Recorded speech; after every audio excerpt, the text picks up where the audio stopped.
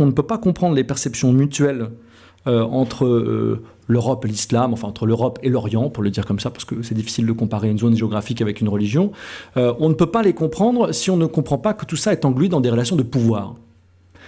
Et la science politique, elle parle du pouvoir. Elle parle du pouvoir. C'est pas autre chose que ça, des rapports de force. Des rapports de force.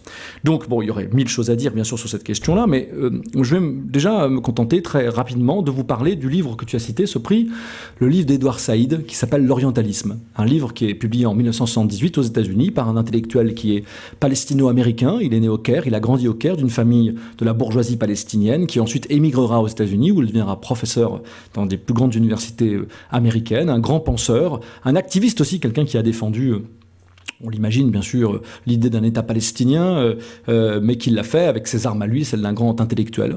C'est un livre qui n'est pas très connu en France, enfin qui reste connu dans un cercle de chercheurs, mais qui est un livre qui a eu un très très très grand retentissement dans le monde intellectuel mondial. On considère que c'est un des très grands intellectuels de la deuxième moitié du XXe siècle. Il a disparu au début des années 2000. Et qu'est-ce que nous dit Saïd dans l'orientalisme? Il dit...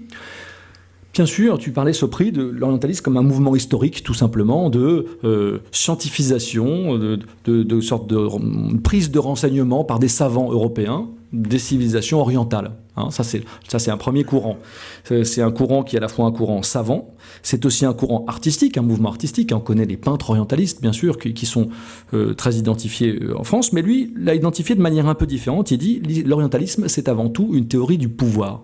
Une théorie du pouvoir.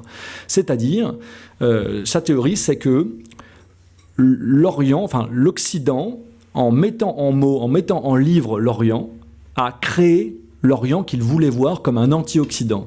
Ou plutôt, on ne peut pas comprendre la façon dont l'Occident décrit l'Orient si on ne comprend pas que la façon dont l'Occident décrit l'Orient, c'est une façon de dire tout ce que l'Orient est, l'Occident n'est pas. La construction de la pensée occidentale, c'est penser contre l'Orient fantasmé. C'est-à-dire, pour qu'il y ait un Occident dynamique, industrieux, riche, prospère, etc., il fallait qu'il y ait un Orient archaïque, très traditionnel, immobile, etc., etc., etc. Donc en fait, et tout cela était une grande entreprise de justification de la colonisation.